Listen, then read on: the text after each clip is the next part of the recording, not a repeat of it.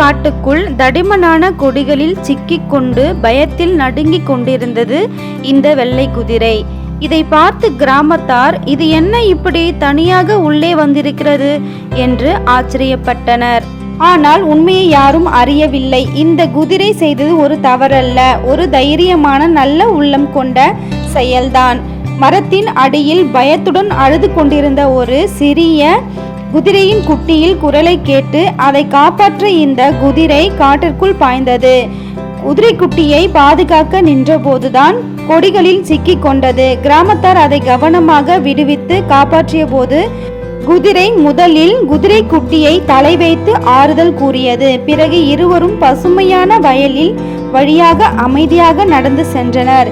இந்த கதையிலிருந்து நாம் கற்றுக்கொள்ள வேண்டியது ஒன்று: துணிவு சில நேரங்களில் தவறாக புரிந்து கொள்ளப்படலாம், ஆனால் நல்ல மனசு எப்பொழுதும் வெற்றி பெறும்.